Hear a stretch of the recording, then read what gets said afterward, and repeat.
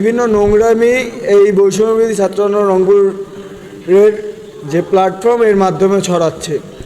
তো আমরা যেহেতু 2000 ছাত্রদের রক্তের উপর দাঁড়িয়ে এই সংগঠন দাঁড়ানো, সেহেতু আমরা চাই না এই সংগঠনকে কেউ প্রশ্নবিদ্ধ করুক।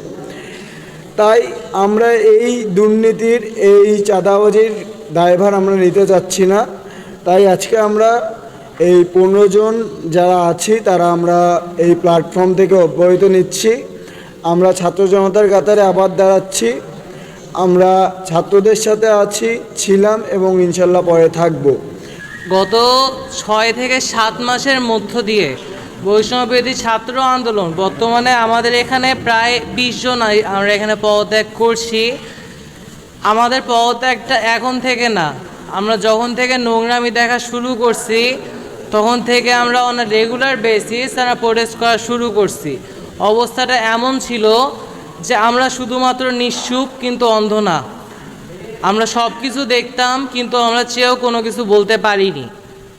অনেকবার চেষ্টা করা হয়েছে, হয়তো ফ্লোর দেওয়া হয়নি, হয়তো মিডিয়া আনা হয়নি, কোনো কিছু আনা হয়নি। এবং যেই কয়জন কথা বলার চেষ্টা করেছে, প্রোটেস্ট করার চেষ্টা চালিয়েছে, তাদেরকে কোনো একভাবে কোনো একটা কন্ট্রোভার্সি দিয়ে হোক, কোনো একটা কারণে হোক, তাদেরকে কিন্তু প্ল্যাটফর্ম থেকে সরিয়ে দেওয়া হয়েছে। বৈষম্যবিরোধী ছাত্র আন্দোলন রংপুর মহানগর এবং জেলা উভয় কমিটির এখানে যুগ্ম সদস্য সচিব, সংগঠক এবং সদস্য সহ এখানে আজকে সবাই তাদের পদত্যাগপত্র জমা দিয়েছে। হয়তো সংখ্যাটি আরও বাড়বে। আমাদের এখানে আসার একমাত্র কারণ একটাই, পুরো বাংলাদেশ আমাদের সমন্বয়কদের উপর বৈষম্যবিরোধী ছাত্র আন্দোলনের উপর একটা আস্থা রেখেছিল, যে আস্থাটা আমরা নষ্ট করেছি। আমাদের প্ল্যাটফর্ম নষ্ট করেছে। আমাদের থেকে মানুষ এক্সপেক্ট করছিল আমরা বৈষম্যবিরোধী ছাত্র আন্দোলন, আমরা কাজ করব ছাত্রদের জন্য, আমরা কাজ করব জনগণদের জন্য, আমরা কাজ করব দেশের জন্য। আমরাও কোনো দিন এক্সপেক্ট করিনি যে আমাদের ভাই ব্রাদাররা কাজ করবে মানুষকে টেন্ডার নিয়ে দেওয়ার জন্য, মানুষকে জমি দালালি করে দেওয়ার জন্য, মানুষকে আসামি বানায় দেওয়ার জন্য, মানুষের থেকে টাকা খাওয়ার জন্যে।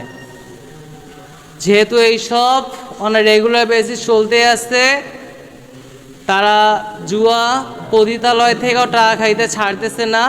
এরকম লজ্জাজনক অবস্থান থেকে আমরা আমাদের অবস্থানটা ক্লিয়ার করে দিচ্ছি। জুলাই আন্দোলন তো শুধু 158 জন করে নাই, জেলা কমিটির যে 158 জন আছে তারা তো করেনি, করছে হচ্ছে সবাই করছে, 1000 ছাত্র জনতা সবাই করছে। এখন এই জেলা কমিটিতে যদি অনৈতিক কোনো কার্যক্রম হয় তাদেরও জানা উচিত, ছাত্র জনতারও জানা উচিত যে তারা কি করতেছে আসলে। যে পীরগাছার যেটা তদন্তর বিষয়ে, এটা হচ্ছে একজন আসছিল যে জেলা কমিটিতে নেই, তবুও তাকে দায়িত্ব দেওয়া হয়েছিল। জেলা কমিটিতে যারা আছে স্টেক হোল্ডার, যারা আহ্বায়ক, সদস্য সচিব, যে 4টা পোস্ট, এরা হচ্ছে ধামাচাপা দেওয়ার জন্য ওরা প্ল্যান করছিল। ওইটা আমি একটু স্ক্রিনশট নিয়ে আমি দিছিলাম, কারণ এটা জনতার জানার অধিকার আছে তারা কি করতেছে আসলে। জেলা গ্রুপে ওরা আমার নামে যে তথ্য প্রমাণ ছড়াইছে, এটা একদম আমি জনতার সাথে একমত হয়ে আমি এটা করছি, কারণ আমি এই দুর্নীতি সহ্য করতে পারবো না। কারণ আমি জুলাই আন্দোলন এই জন্যে করি না, দুর্নীতি সহ্য করার জন্য। এই দুর্নীতি সহ্য না করার পরে আমি প্রমাণগুলো দেওয়ার কারণে আমাকে মামলার হুমকি দেখাচ্ছে।